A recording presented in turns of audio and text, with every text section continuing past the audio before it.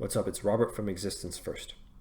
And any time that I find myself getting emotional or my environment getting emotional, because it's all one ecosystem of energy, I always come back to math and numbers. This is a relatively new practice of mine, one that I've adopted from Marcus Lemonis of The Profit, as well as Ty Lopez, the big entrepreneur who just recently purchased Radio Shack. This dude buys things. He buys companies like it's, like he's going to the store and he buys a new phone, right? These individuals have shown that they have what it takes to excel, to do big things, and to make things happen. And both of them consistently, Ty Lopez in his 67 steps and Marcus Lemonis in his program, The Profit, not program, his television program, The Profit, both of them constantly come back to numbers. All right, so let's take a look at in the era of COVID, when everybody's getting sort of nervous, or even myself, about exactly how much of a risk is it. It's time to come back to the numbers. So let's take a look at the Santa Clara County dashboard of statistics. All right, so I started by going to the Santa Clara County COVID-19 demographics dashboard. And when I was on here, I was looking at both the cases and the deaths. Now, the cases are broken down by age group here, and so are the deaths. Now, the pitfall that I fell into was that I went to this 80 to 89 category and I saw 26.2%. And I thought, wow, that's the death rate. So 26% of these people die.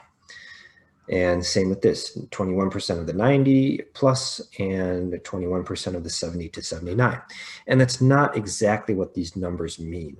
This is a breakdown by age group. So there's 511 deaths so far in the county, and they're broken down by age group into these percentages.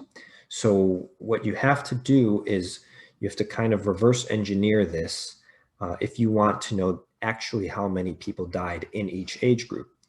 That's what this Excel sheet is for. So first I did it with the cases. So 19 or younger, 20 to 29, 30 to 39, etc. You see how it matches up. Then I just copied over the percentages, 17.3%, 20%, 18.3%. And they're saying that there's been 40,000 cases total. So all you do is take the 40,000 and you multiply it by this percentage and you get 7,000 cases. Multiply it by this percentage, you get 8,000 cases. So these are the actual number of cases in each age group. Then you do the same with deaths. Go over to the deaths table, 0.2%, 0.6, 1.6. And the county's saying that there's been 511 deaths total so far. So you take those 511, multiply it by the percentages, and you get the actual number of people, right? And that's what I was interested in. I wanted to know actually how many people are dying, not this percentage breakdown of, 20% of them are in this age group. That doesn't matter as much to me. I want to know how many people. So it turns out that one person under age 19 died from COVID, and that's one death out of 7,000 people in that category. In the 20 to 29 age group, 8,000 people got COVID and 3 of them died, right? So you just do the 3 divided by the 8,000 and you get this 0.038%, not even 1%. So very, very low death rate for these age groups. Actually, this death rate doesn't even get above 1% until the 60 to 69 tier.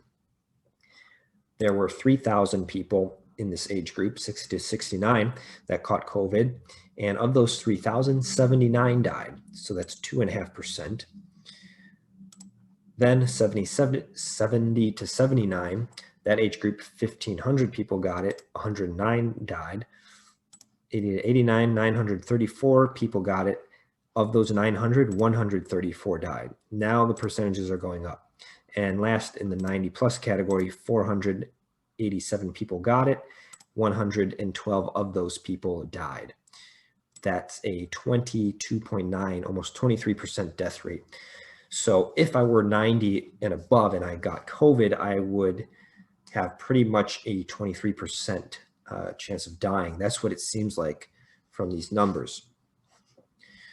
So that being said, let's answer the other question, which is, of the total people in the county, there's been 40,000 cases. So you take 40,000 divided by 1.9 million people in the county, and you get this 2.11%, which is roughly 2 out of every 100 people.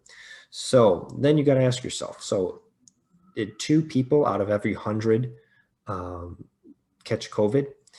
And so far that actually kind of matches what I've heard, what I've seen, what I've heard about me and my friends' places of employment, where company might have a couple hundred employees, and then we know how many of them tested positive. It comes out to about 2 out of 100. And so when you can find convergence like that, then you know that the numbers are, there's more likelihood that these numbers are describing your reality.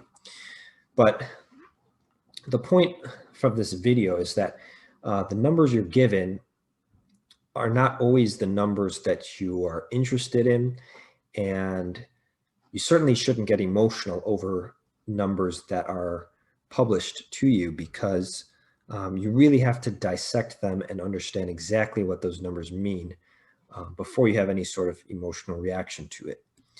So that's the big takeaway for today. Stay safe, stay healthy, think deeply, and put your existence first.